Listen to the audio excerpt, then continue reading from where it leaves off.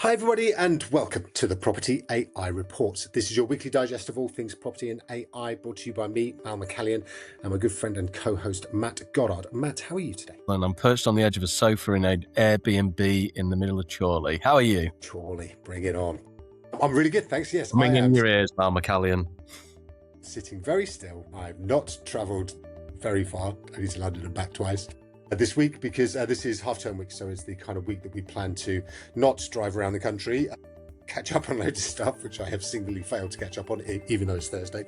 And then I'm back off again next week. So yes, it's been very, very refreshing, very nice. Good to see the family for a change. But we're not here to talk about them. We're here to talk about property and AI. So let us kick off with property news. All right, more and more property portal AI has come out this very day. Well, last night, in fact. So Homes.com, which is the owner of On The Market here in the UK, has launched what they're calling Homes AI. And that is a really quite technically good AI search functionality, conversational search functionality that they are going to, they say, plaster across Homes.com over in the States, also bring it to all of their other businesses.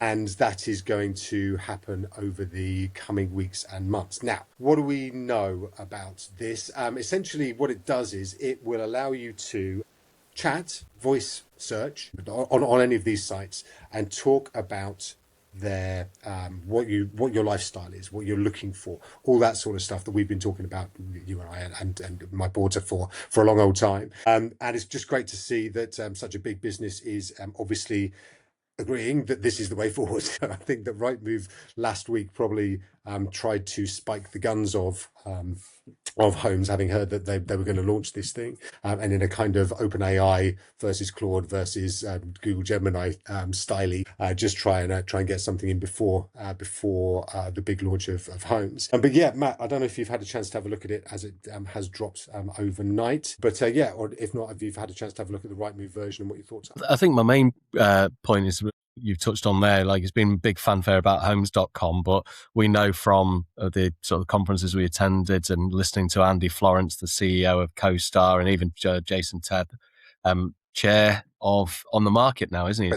President El Presidente, that it's all about a unification and a solidification of their technology behind the scenes. So whilst this is a big fanfare being made on Homes.com and the videos all singing or dancing on that front, that it'll be coming soon to On The Market, Domain, and those areas too, with that solid union.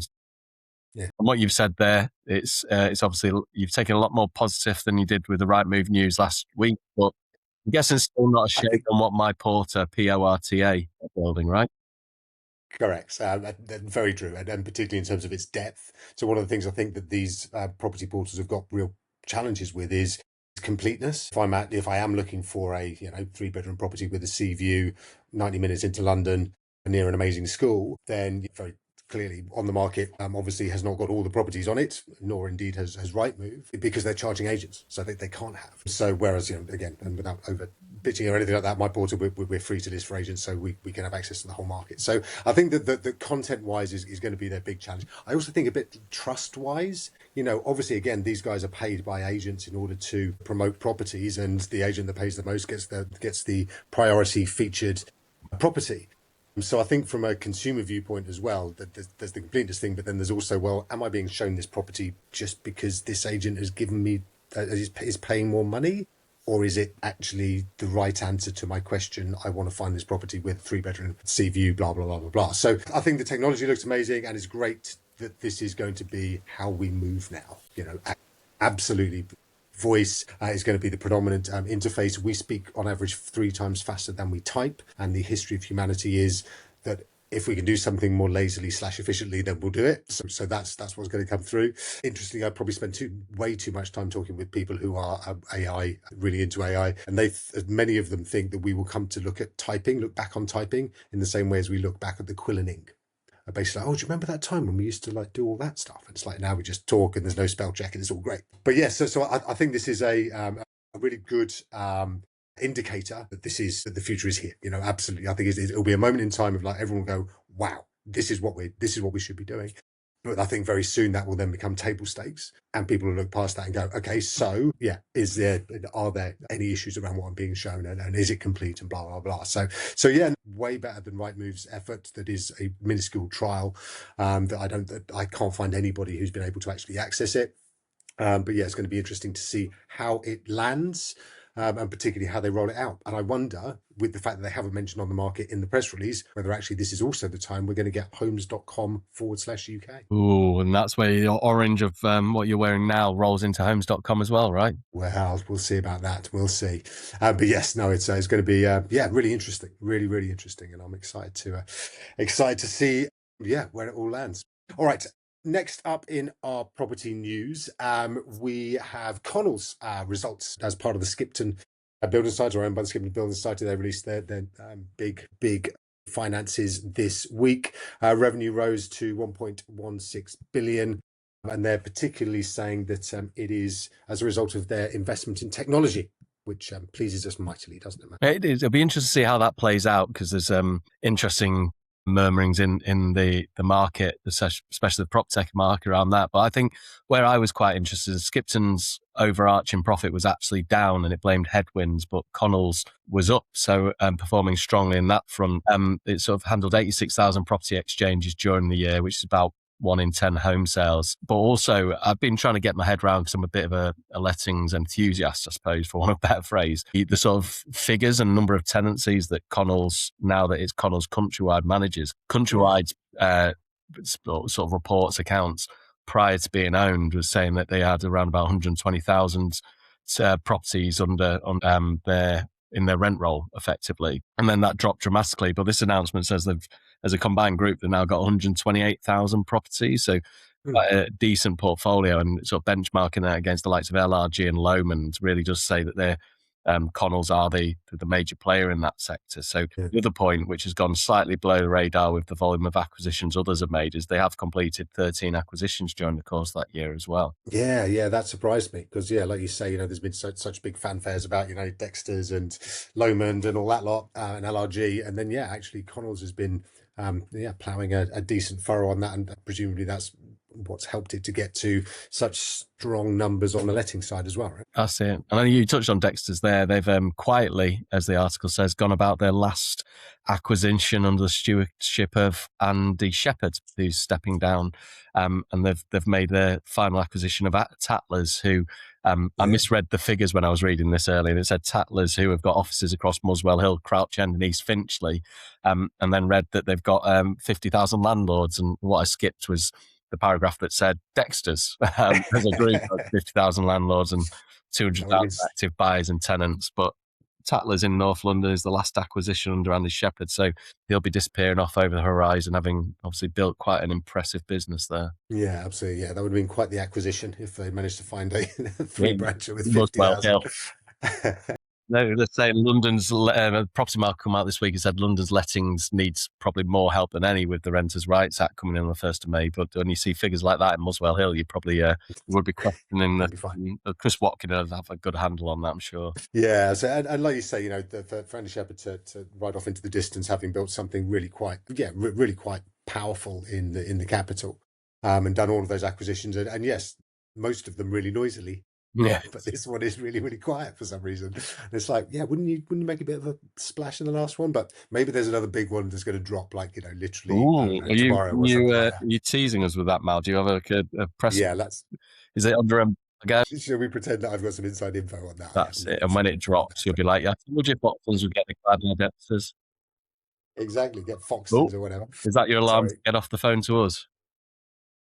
That's a reminder that I shouldn't be doing this and I should be doing something else, but that's okay, because we have got so much more to talk about. All right, so next up, some AI news. Nurtur have been talking about their live listings AI tool. So this is their AI receptionist, I think, isn't it? So they're chatting about the properties. Customers can ask them about properties that are on the agent's books, and the AI will be able to help describe various features of said property. That's it. So it's going a bit beyond the sort of IVR type approach that a lot of these AI voices are doing, isn't it? Which is like, if you want property management, let me know and I'll route you through to it. But obviously, Nurtur have got the likes of Damon Bullimore and Ben Sellers in the stable there. So you've got some very forward-thinking people. And don't you have this as part of Model Prop as well, the AI voice side of things? Yeah. It's really interesting. So a lot of agents agents have a real kind of spectrum of how much they want this to be integrated.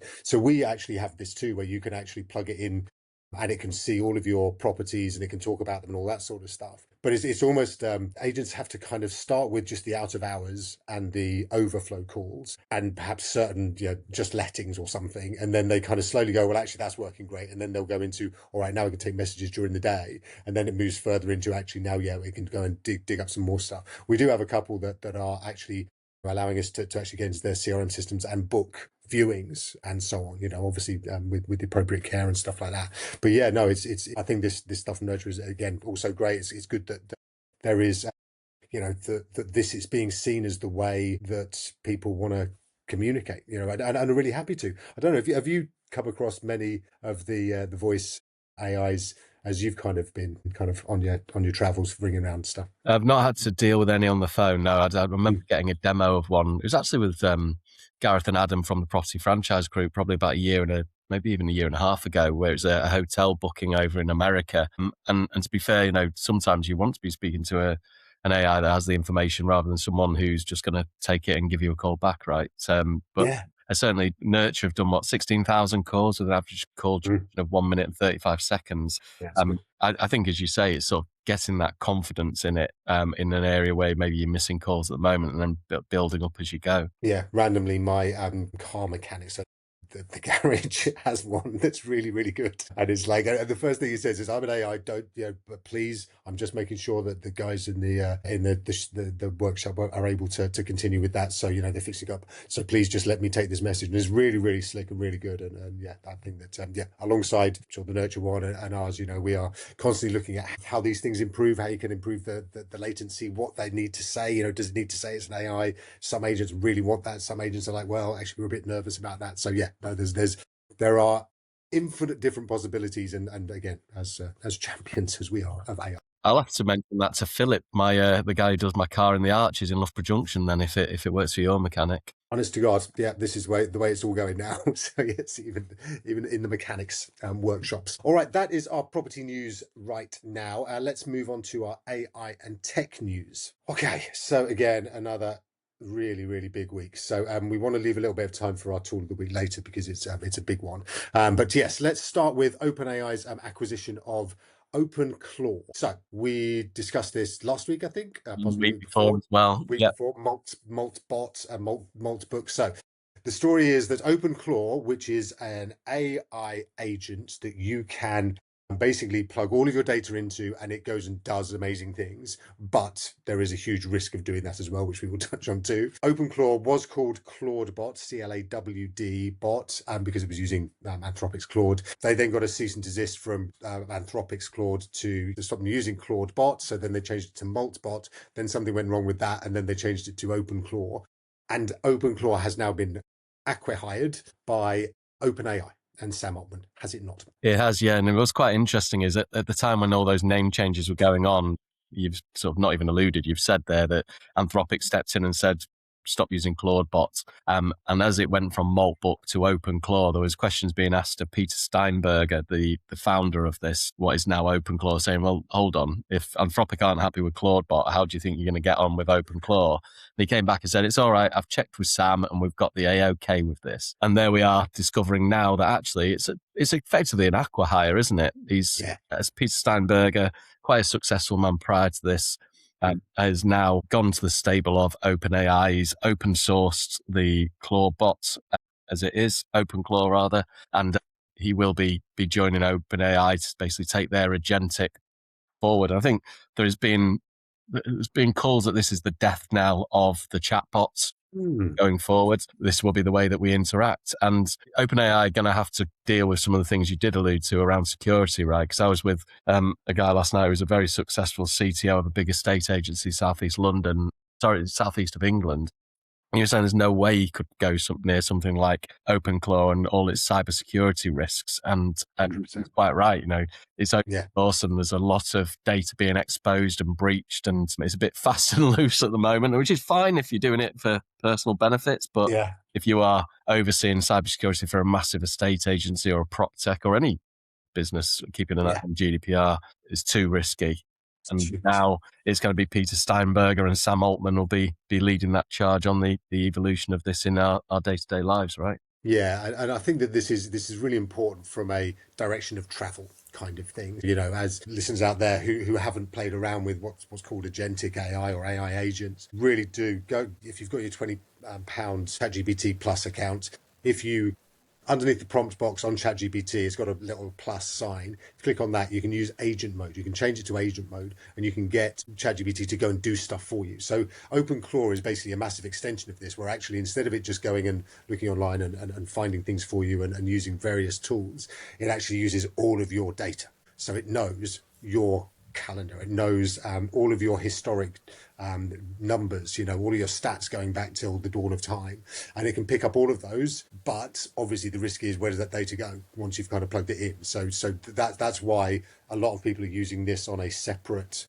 unit. They were sold out of Mac Minis, didn't they? Because you know, all the developers were basically saying, this is amazing, but I just don't want it to contaminate my workstation and all my other stuff. And also I know what's away. Well, right. So ChatGPT or Claude accounts that don't have the context and like really scary stuff, like it's got access to your email. So when it comes to one-time passwords, it's like resetting banking passwords and getting the one-time password out of that and then utilizing that to get into your bank and spend that money on whatever it's decided it's going to go off and here is like, it's on the edge of sci-fi stuff at times. Yeah, and that I think is what's made it's so kind of edgy that's given it this real kind of lift in particularly in the developer community, is something that's a little bit raw, a little bit exciting. But yes, for the more sensible business people on this, it's not quite there yet. But as a direction of travel, go and play around with ChatGPT's open agent mode. OpenClaw is a real indicator that, as you said, you know, is this the death of the chatbot? I still think it will be. There'll be different types of. There are different types of AI. We kind of cloud everything in this just big sort of like it's AI, but there's generative AI, which is the one that answers questions, and then there is agentic AI, and then there is semantic AI, and then there's, you know, analytical AI. There's loads of different types that we all bundle up under this AI. But agentic AI that does jobs for you, is going to be the big one that changes pretty much everything. And, you know, from, you know, property search all the way through to, yes, as you say, kind of going and paying for your holiday, choosing your holiday, checking in with you, making sure it's the right thing, and then paying for it and stuff like that. So all of that stuff is going to be a big part of our futures. So yeah, this is a really interesting moment, I think, because Peter Steinberger is going to be leading that particular charge for OpenAI, and obviously he's pretty good at it. All right, next up on our AI and tech news, talked about Seedance last week very, very briefly because it dropped literally that morning. And I was where was I that day? You're on the move. I think I was Leicester, I think, yeah. You weren't wearing your orange t-shirt, I'm sure about that. Very true, very right. So Seedance 2.0 dropped last Thursday, and it is amazing. Now there is a video doing the rounds with Brad Pitt and Tom Cruise fighting each other that is so realistic. If you want to see it, you can find it on actually modelprop.ai. Click on Insights and go to our video of the week from last week. But it's amazing. It's so realistic, and obviously this has sent shockwaves through Hollywood. Disney have said that they're going to kill ByteDance, who are the makers of Seedance, and yeah, it's so good that they've taken it down. They literally took it down. I spent more than an hour on Saturday trying to find it. And also, foremost, and this is how easy these things are, right? I actually, there was something on Google that said Seedance 2.0. There was like Seedance.ai. So I clicked on it and it was like, yeah, all you need to do is just like do this, blah, blah, blah. And I ended up paying, I don't know, 30 quid for something. And it turned out to be a massive scam. So I'm just like, I spend so much time like going, yes, be really, really careful about these things. And I just massively got scared. There you go, readers. There's a warning for you. If your dad's a bit doddery, just make sure he doesn't do what Mal did and get thrown away. Be very careful out there, kids. Very careful indeed. But yes, so in my enthusiasm and excitement, I got mugged off. But yeah, it's very easily done. So Seedance at this point is not accessible, certainly not accessible from the UK. I think it is accessible from China. If you've got a particular type of do an account or something. But yeah, it looks phenomenal. They'll nerf it because they don't want to get sued by Disney and all the others, so you won't be able to do quite as much fun with quite as many celebrities for now. But inevitably, I don't know, Elon Musk will plug something like it into Grok and it'll be fine. It's the MO though now, isn't it? We saw it with VO3 and from Google. Let everything Sora. And Sora as well. Yeah, let it all go. Really build up some momentum and some noise around these incredible fight scenes. It's Neo in the Matrix underwater and VO, wasn't it? Or Sora, one of the two. And then people start kicking off. You're like, oh, I'm really sorry. Let's dial it. I didn't realise.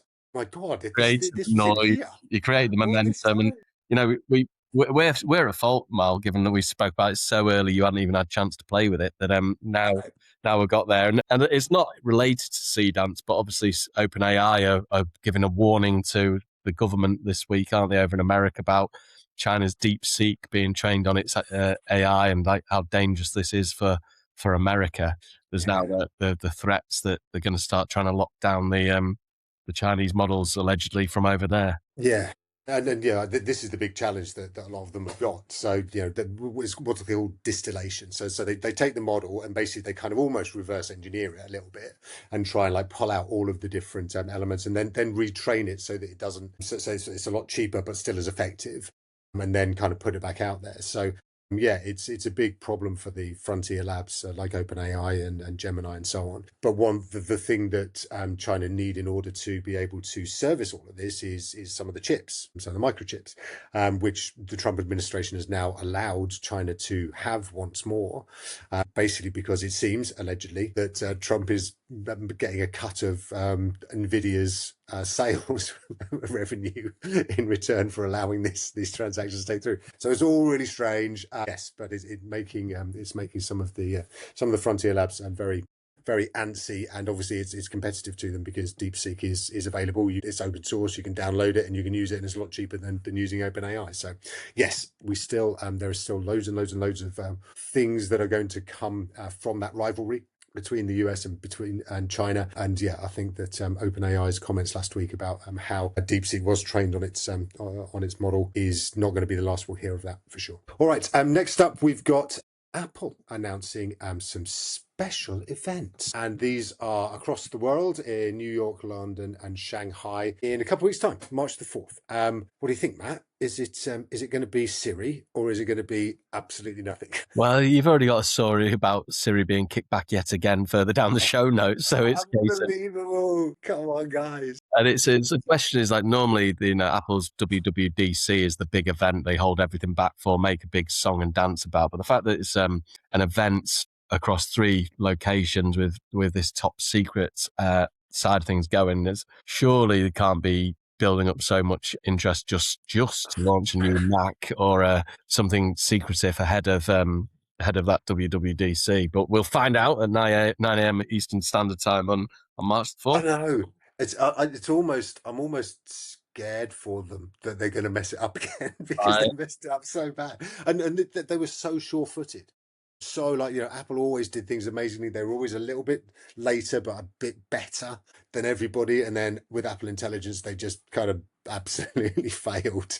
And it's just become so embarrassing. And yes, and now we hear this week as well that Siri's combination with Google Gemini has been put back. Interestingly, and as an aside, probably a little bit name dropping here, but yes, I'm so sorry. But I was at Google HQ on Wednesday. Not so. Hanging around outside of the cup doesn't count. Yes, I actually took photos of me inside. Actually, anyway. No, but it was amazing. So basically it was all about generative engine optimization, which is the new SEO. And, again, we can talk about that for hours. Do come to one of the sessions and we'll talk about it there instead. But yeah, it was, they were really going big on the fact that, yes, out of all of the models, Apple has chosen to partner with Gemini because we are the best, blah, blah, blah, blah, blah, blah. And it was really like they were really punching hard on it. But yeah, but again, as you say, it's now been put off for a little while. And that's so stupid. Don't announce it and then delay it again. So maybe this experience, and just to be clear, so this Apple event is an experience. So that's quite interesting as well. What we're all going to be experiencing live from wherever they're beaming it is going to be exciting. As you say, we will find out in a couple of weeks' time. All right, next up on our AI and tech news. We've got Fei-Fei Li, who is an AI pioneer and somebody who's involved in AI research for many years. Her World Labs has raised $1 billion in funding. And World Labs, again, this is something that directionally where we're going with AI. World Labs have a kind of an understanding of the spatial awareness. So they have a kind of universe inside them. They understand worlds, and therefore, if you put something, on an imaginary table with your AI, go look over the other way and then go back, it is still there. Whereas in the current models or the historic models, it's not. And they think that this is a kind of critical path towards AGI, so artificial general intelligence, which is where AI is smart enough at most human tasks. So yeah, the fact that this is getting $1 billion in funding, I always wonder if the investors actually have seen anything, or if it is just all like, well, you just got to wait. You've got to put the money in before we show you anything, because $1 billion is a lot. $1 billion's what they were sort of dropping on single people as well last summer, wasn't it? When we had the whole the acqui-hire stage going along, but it is a lot of money. And I was in a big client accounts business today, and there's lots of people's money moving around in there. But even an American billion is still 1,000 million, isn't it? And I think the piece that you touched on there is this 3D world model is where, when people talk about embodied AI, that's the model that's going to really see us move to that next level with the sort of amusing videos that we see of robots trying to stack dishwashers. Once very slowly the AI understands the real world, and yes, we can have games being created like we saw a couple of weeks ago within 2 or 3 minutes of just amazing environments created off the back of an image that you can walk around, but also it's going to give that context and physics and understanding to the robots, which we know you love, they're sort of keeping an eye on as well. And so I think that's probably that broad sweeping piece, and Fei-Fei is known as the godmother of AI, so why not invest? Yeah, 100%. All right, that is our AI and tech news for this week, and we're going to go into our tool of the week. All right, for those that were wondering when I was next going to mention Google's Gemini 3, Google's Gemini 3 DeepThink, you've got to use it, guys. It's amazing, right? Matt, have you been playing around with this as well? Well, no, I'm not dropping 200 notes a month on the top level of Google Gemini, so I've not got this. So good. So this one, it discreetly slipped through the net, I think, this one, and I put in the show notes purely because of how quiet it was we got Sonnet 4.5, didn't we? And sorry, 4.6, and we've got Opus Codex 5.3 Spark. Both of those have come along. We're not even touched on them this week on the show, despite how amazing they are. But this Gemini DeepThink has really taken it to the next level, despite how quiet it's come through. It's the results on Humanity's Last Exam that are really earth-shattering, aren't they? And I think Humanity's Last Exam is in itself perfectly named in terms of the test benchmarking that we do on these things. It's just so dark. I remember when they first kind of came around, and like basically, so having Humanity's Last Exam is thousands of questions from really niche experts, human experts that know a lot about a very niche thing. So there's not a lot of information out there about it. So AI can't be trained on it to the same extent. So these experts have created these questions that are really niche. And, when Humanity's Last Exam started, AIs were smashing so many of the other benchmarks that they had to try and find this one that was really super hard. And first off, it was they weren't getting even 1-2%. And now Gemini DeepThink gets something like 46% or 47% on Humanity's Last Exam. And yeah, just the name of it always makes me smile, but then also kind of has a shiver of fear in it, because once you get to 99% on Humanity's Last Exam, is there a Humanity's other last exam, and really final last exam? Promise this time. But yeah, so have a play around with it if you can get access to it, because it is really, really, really effective, really impressive. Yeah, but there are others such as Opus 4.6 out there that's also really good.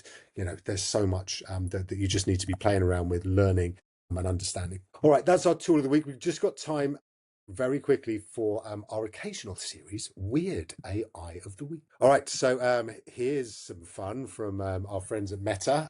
So Mark Zuckerberg and co have created an AI that allows you to keep posting from beyond the grave. All right, so basically it will go back and look at all of your historic posts. It will understand who you are, blah, blah, blah, blah, blah. And it will allow you to trigger a setting that says, yes, I'd like to continue to do this, even when I'm dead. So Matt, a few ethical concerns here, do you think? I'm quite erratic on social media anyway, so it's going to be not posting for a couple of years and then sticking a picture of Mabel on eating an ice cream or something. Is that with a bow on her head. it is. We definitely covered this before, but I'm sure this is a Black Mirror episode. Yes, without doubt, I'm sure it is. So yeah. Look, there will be plenty more of these. I think people see these as kind of business opportunities or something like that, and people think too hard about this in silos. I think they're allowed to just carry on doing stuff, and then they come out and go, "We've got this great thing." It is like, it's really not a great idea. But yes, presumably they think they can make some money from it from somebody, and perhaps they will be able to. But yes, it just strikes me as really quite dystopian. And certainly not. Wasn't it a film where was it Gerard Butler died and he kept posting a letter to his girlfriend every year on the anniversary of his death or something? That's just let the girl move on. Let the girl move on. Is that not like the Facebook equivalent of not letting people move on? Yes, exactly. Yes, 100%. And if anybody out there knows which film Matt's talking about, I don't. I have a clue. But yeah, do let us know. All right, that is all we have time for this week. Thank you so much for tuning in. We'll be back next week with even more from the worlds of property and AI. So thanks for listening, Matt. You got a busy weekend coming up. Can't get back from Chorley, so that's a good starting point. And then, I'm sure we'll catch up with you at some point next week. Yeah, I look forward to it. Take care, everyone.